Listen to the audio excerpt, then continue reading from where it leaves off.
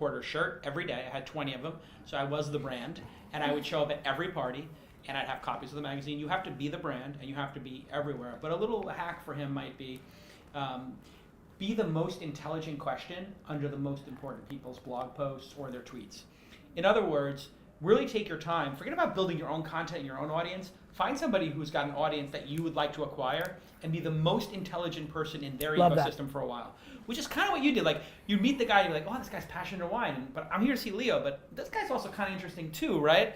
And so if you can put yourself in Fred Wilson's comments on AVC, it's like, who are these people? You know what's this is really smart, especially in the Facebook ecosystem, where if it's actually that, it populates up. Yeah, they trend it up. The best comment goes up. But this takes time, and you have to not be thinking about yourself with your comment. That's the problem. I think people are trying to build a brand, so they think it's about They're pitching instead of bringing value to the community, of the micro community within that blog post. Correct. Yep. What is the topic we're talking about, and how do you say something highly intelligent and further the conversation? And to you, because you don't come from 20 years of experience, 30 years of experience, you need to put your lens on it. By the way, there's a lot more people reading comments on those blogs that are just like you, entrepreneurs that are trying to make it, than us reading it. And so you saying, here's my perspective from an Israeli-led startup, that from a 23-year-old's perspective, you'll get a lot of juice from that. You need to own it. There's way too many people trying to fake the funk right now, that they're so genius business people and they have no experience under their fingernails. There's nothing more, like, I think, appealing than somebody who's a young entrepreneur saying, I really don't understand how this works. Can somebody explain it to me or help me, because I really would like to be successful? People will come out and help you. 100%.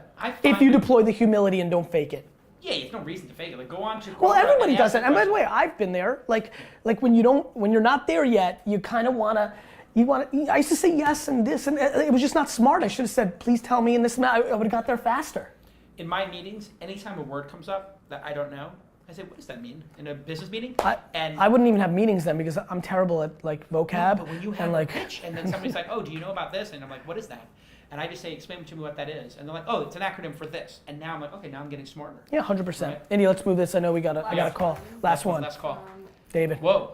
David's in a suit. Hey, this is David Villa in Tampa, Florida. I'm the CEO of IPD. And hey, Gary, I got a question for you. How do you deal with the sacred cow or the top performer in your business that generates a ton of business, but it's toxic to your company culture? Fired. We service dealerships all the time. Fired.